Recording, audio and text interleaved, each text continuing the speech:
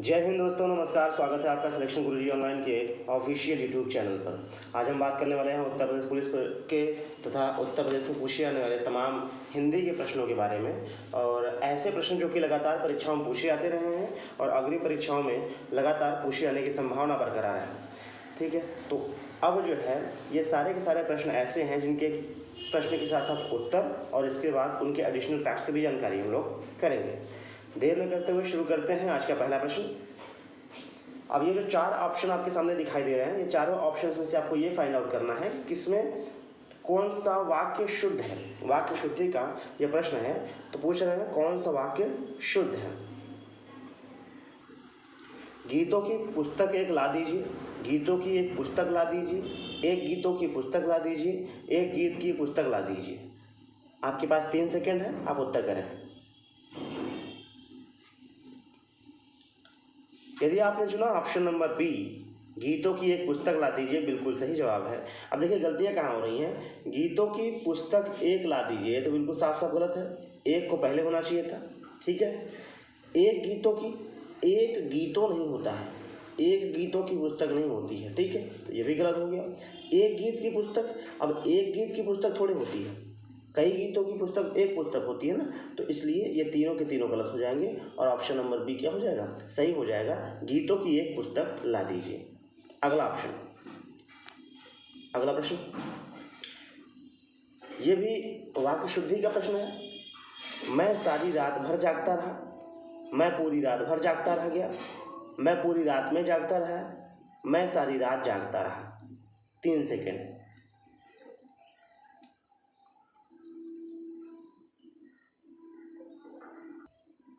यदि आपने चुना ऑप्शन नंबर डी तो बिल्कुल सही जवाब है। मैं सारी रात जागता रहा, बिल्कुल सही हो जाएगा। मैं सारी रात भर, अब सारी भी लगा रहे हैं, भर भी लगा रहे हैं, इसलिए ये गलत है। पूरी रात भर, अब पूरी भी लगा रहे हैं, भर भी लगा रहे हैं, इसलिए ये गलत हो गया। मैं पूरी रात में जागता रहा, में ये शब्द ही यहाँ पे गलत प्रयोग हुआ है, इसलिए ये भी ऑप्शन गलत हो गया। ऑप्शन नंबर कौन सा सही हो जाएगा, डी, मैं सारी रात जागता रहा। अगला प्रश्न, ये भी वाक्य शुद्धि से है। जब तक मैं नहीं आऊँ इस समय तक तुम पढ़ते रहना, जब तक मैं न आऊँ तब तक तुम पढ़ते रहना, जब तक मैं न आऊँ उस समय तक तुम पढ़ते रहना, और जब तक मैं नहीं आऊँ अब तक तुम पढ़ते रहना। 3 सेकेंड।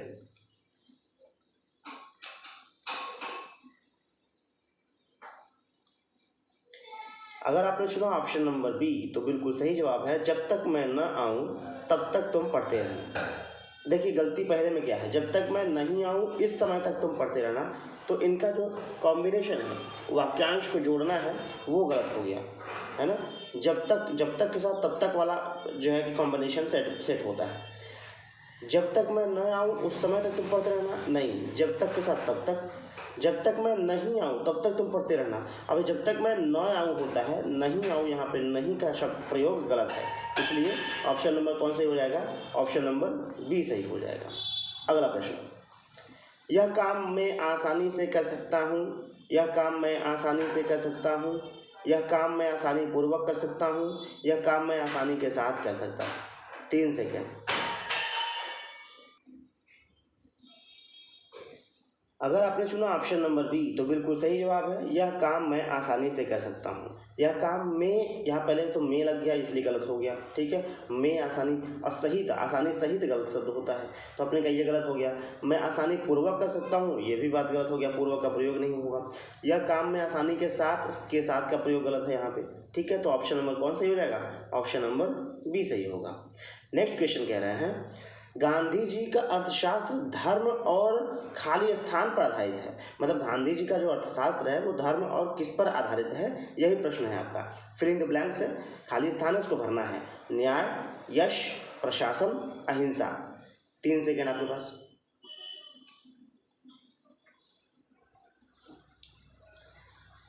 अगर आपने चुना ऑप्शन नंबर ए न्याय तो बिल्कुल सही जवाब है। गांधी जी का अर्थशास्त्र जो है वो धर्म और न्याय पर आधारित है। अब देखिए धर्म और अर्थशास्त्र जो है यश पर आधारित तो होता नहीं है, अहिंसा पे बिल्कुल नहीं, प्रशासन बिल्कुल नहीं, तो धर्म और न्याय पर अर्थशास्त्र जो है वो धर्म और न्याय पर आधारित था। अगले प्रश्न में कह रहे हैं, खाली स्थान दृष्टि राष्ट्रीयता का आधार है। धर्म सम्मत, धर्म सापेक्ष, धर्मानुसार, धर्मनिरपेक्ष। यदि आपने चुना ऑप्शन नंबर डी धर्मनिरपेक्ष तो बिल्कुल सही जवाब है। धर्मनिरपेक्ष दृष्टि राष्ट्रीयता का आधार है। अब दिए गए ऑप्शन में से बिल्कुल सटीक बैठ रहा है धर्मनिरपेक्ष, इसलिए धर्मनिरपेक्ष सही हो जाएगा। अगला प्रश्न, लोकतंत्र राज्य जनता में राष्ट्रीय भावना खाली स्थान रूप में जागृत करता है, संकीर्ण रूप में, अस्वाभाविक रूप में, अनिरंजित रूप में या फिर स्वाभाविक रूप में।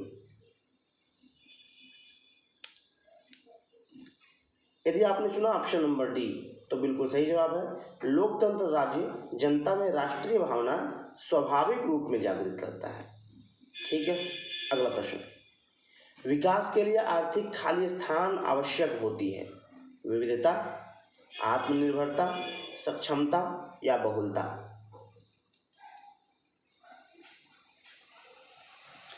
यदि आपने चुना ऑप्शन नंबर बी आत्मनिर्भरता तो बिल्कुल सही जवाब होगा।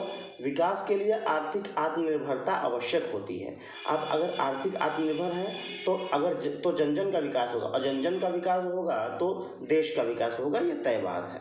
ठीक है, हमारा जो है कि देश और हमारे प्रधानमंत्री, हमारी सरकार भी जो है इसी कदम पर आगे बढ़ रही है। अगला प्रश्न, निम्न में से कौन सा व्यंजन पार्श्विक है, श, ल, झ, य।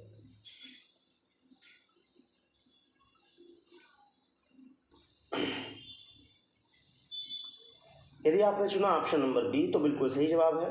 ल जो है वो पार्श्विक व्यंजन है।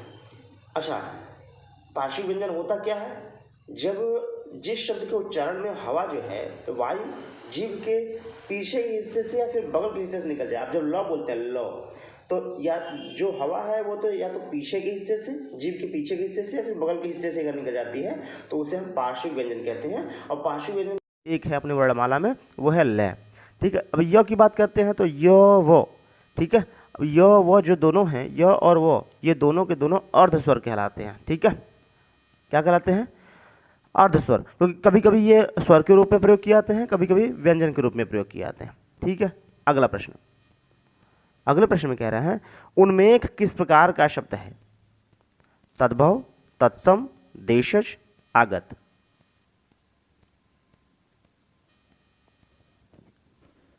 यदि आपने चुना ऑप्शन नंबर ए तो बिल्कुल सही जवाब है। उन्मेष जो है वो तद्भव शब्द है। अभी तद्भव शब्द क्या होते हैं, देखिए, जो संस्कृत के मूल शब्द होते हैं, उन संस्कृत के मूल शब्द का हिंदी रूपांतरण करके, जैसे मान लीजिए कुकुर, कुकुर जो है वो संस्कृत शब्द है, इसी को हमने रूपांतरित करके हम कुत्ता बोलना शुरू कर दिए, तो ये कुत्ता जो है वो तद्भव है, लेकिन कुकुर जो है क्या है, तत्सम है। तो जो संस्कृत का शब्द है, जो संस्कृत के शब्द है हूबहू प्रयोग किया जाने लगा हिंदी में, उसे हम तत्सम शब्द कहते हैं, और जो हिंदी रूपांतरण करके किया गया उसे हम तद्भव शब्द कहते हैं। ठीक है, तो ये तद्भव हो गया, तत्सम हो गया। अब देशज क्या होता है भाई, देशज वो शब्द होते हैं जो कि किसी क्षेत्र के अंतर्गत, क्षेत्र हो गया, जनजाति हो गया, बिल्कुल सीमित क्षेत्र में बोली जाती है। ठीक है, उसे हम देशज कहते हैं, और उसके उत्पत्ति का कोई पता नहीं होता है कि कहाँ से उत्पत्ति हुआ, कहाँ से नहीं हुआ, हिंदी से, संस्कृत से, अंग्रेजी से, फारसी से, कुछ पता नहीं होता है। वो देशज आदमी अपने बोलचाल भाषा में ऐड कर लेता है। ठीक है, तो वो देशज शब्द होते हैं। और आगत क्या होते हैं, आगत वो होते हैं जो विदेश की भाषाओं से लिए गए हैं। जैसे आगत स्वर की बात करते हैं तो वो अ होता है, क्या, अ, डॉक्टर में वो चंद्रबिंदु लिखता है वो अ। अब अगर आप कहते हैं भाई ये तो आगत स्वर हो गया, आगत व्यंजन क्या होता है, तो आप कहेंगे ज, नुक्ता लगता है ना, और इसके बाद आप कहें फ, ये नुक्ता लग गया, तो ये नुक्ता क, ग, ज, फ, ये सारे के सारे क्या हैं, आगत व्यंजन के अंतर्गत आते हैं, इतना ध्यान रखिएगा। अगला प्रश्न, किस बोली में ने पर सर्ग लगाया जाता है, किस बोली में ने पर सर्ग लगाया जाता है, व्रजभाषा, खड़ी बोली, राजस्थानी या अवधी।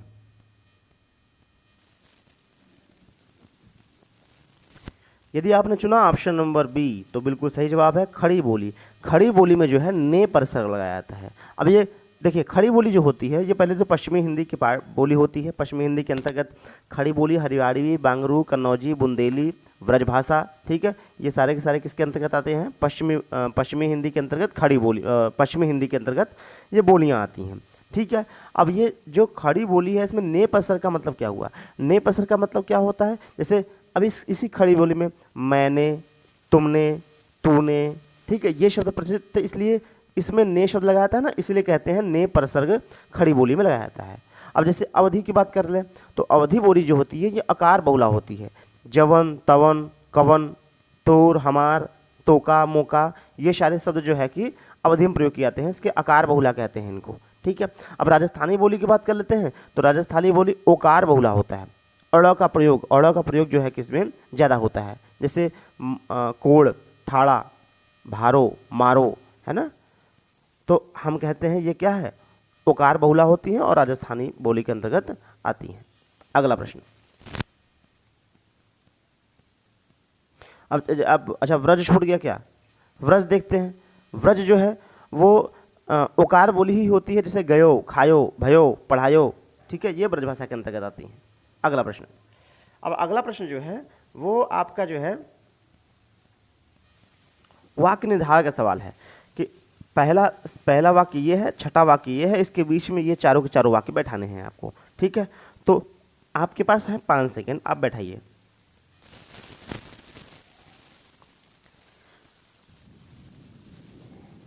यदि आपने चुना ऑप्शन नंबर बी तो बिल्कुल सही जवाब है र, य, व, ल। देखते हैं कैसे। राज्यों को विभिन्न योजनाओं के लिए योजना आयोग के माध्यम से जो संसाधन दिए जाते हैं उनका उद्देश्य देश के विभिन्न भागों का संतुलित क्षेत्रीय विकास करना है, इसलिए ऑप्शन नंबर बी सही हो जाएगा।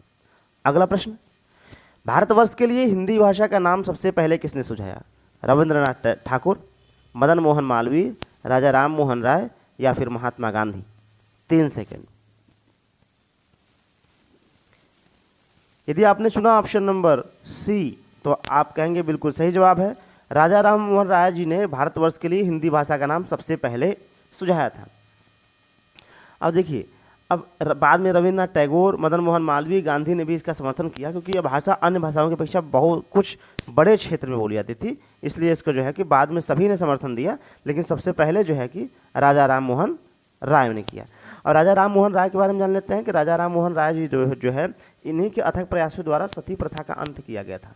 सती प्रथा का अंत किया गया था 1829 में, और 1829 में गवर्नर जनरल थे लॉर्ड विलियम बेंटिक, ठीक है। 1829 में समाप्त तो किया गया था, समाप्त किया था लॉर्ड विलियम बेंटिक ने, लेकिन पूछा था किसके अथक प्रयासों द्वारा, तो आप कहेंगे राजा राम मोहन राय के अथक प्रयासों द्वारा। अब राजा राम मोहन राय जी ने ब्रह्म समाज की स्थापना भी की थी, वो इसके ठीक 1 साल पहले की थी 1828 में, ठीक है, इतनी बात ध्यान रखिएगा। अगला प्रश्न, देव जो महान है यह किस समास का उदाहरण है। देव जो महान है, अभी हमने आपको समास बताया था, उस समास में आपको बताया हुआ था कि है जो का जब प्रयोग आ जाता है तो वो कौन सा समास होता है। आपके पास 3 सेकेंड है, कर्मधार है, बहुव्रीहि, तत्पुरुष, अव्ययी भाव।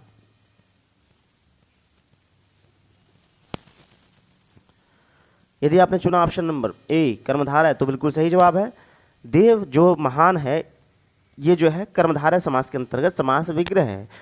इसको हम अगर इसको जो है समस्त पद लिखना चाहें तो ये होगा महादेव। महान है जो देव, यानी देव जो महान है वो महादेव होता है, तो कर्मधारय समास के अंतर्गत आता है।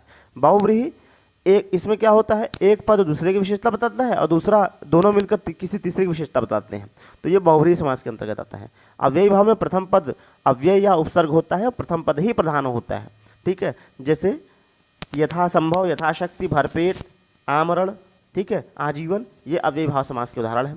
तत्पुरुष समास, जब कारक किसी भी कारक के विभक्ति का प्रयोग समास विग्रह में हो जाता है तो वहाँ तत्पुरुष समास होता है, ठीक है, सभी कारकों का। और एक नए तत्पुरुष होता है जो नकारात्मकता को दिखाता है, जैसे धर्म का अगर अधर्म लिखा है तो वहाँ तत्पुरुष समास है, नए तत्पुरुष समास हो जाएगा, ठीक है। लाभ का अलाभ लिखा है तो नए तत्पुरुष समास हो जाएगा, ठीक है। यश का अपयश लिखा है तो वहाँ नए तत्पुरुष हो जाएगा, ठीक है। चलिए अगला प्रश्न, निम्न में से कौन सा वाक्य संयुक्त वाक्य है। मैंने लड़कों को बुलाया, उन्हें न नींद आती थी न भूख प्यास लगती थी, आपको ऐसा न कहना चाहिए था, वहां जाना अच्छा नहीं है। आपके पास 3 सेकेंड है। यदि आपने चुना ऑप्शन नंबर बी तो बिल्कुल सही जवाब है। उन्हें न नींद आती थी एक वाक्य हो गया और न भूख प्यास लगती थी 2 वाक्य हो गया। ये दोनों वाक्य जो है कि आपस में जुड़ गए तो इसीलिए ये हो गया संयुक्त। क्या हो गया? संयुक्त वाक्य हो गया। अब जैसे पहला वाक्य देखते हैं, मैंने लड़के को बुलाया, तो ये बिल्कुल सरल वाक्य हो गया। ठीक है, एक ही उद्देश्य, एक ही विधेय है तो सरल वाक्य है। आपको ऐसा ना कहना चाहिए था, ये भी सरल वाक्य अंतर्गत आएगा। वहाँ जाना अच्छा नहीं है, ये भी सरल वाक्य अंतर्गत आएगा। ठीक है, अगला प्रश्न, निम्न में से कौन सा शब्द तत्सम है? चक्र, चांद, छेद, छत। 3 सेकंड।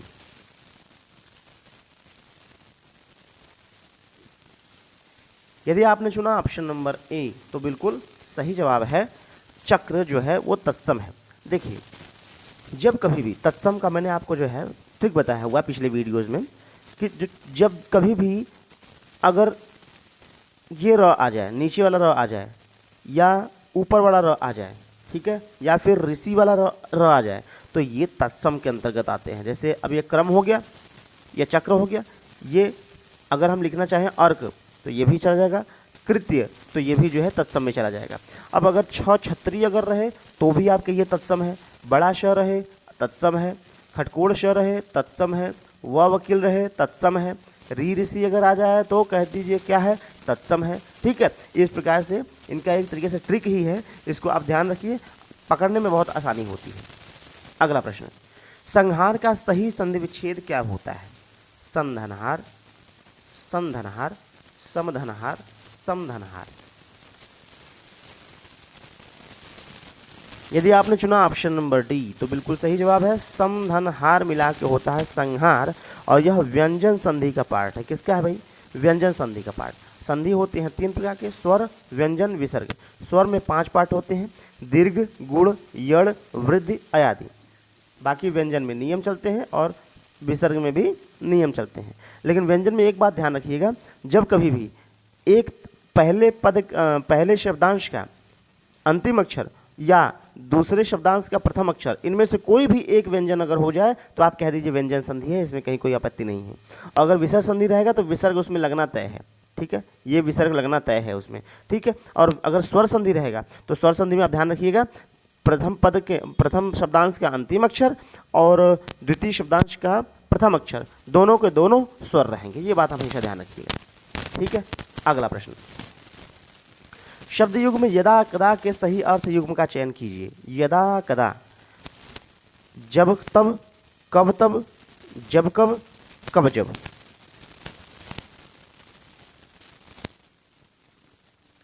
यदि आपने चुना ऑप्शन नंबर सी तो बिल्कुल सही जवाब है, यदा मतलब होता है जब, यदा यदा ही धर्मस्य ग्लानिर्भवत् भारत, और कदा का मतलब होता है कब। ठीक है, तो आपने कहा यदा का मतलब जब और कदा का मतलब कब, जब कब हमारा आंसर हो जाएगा।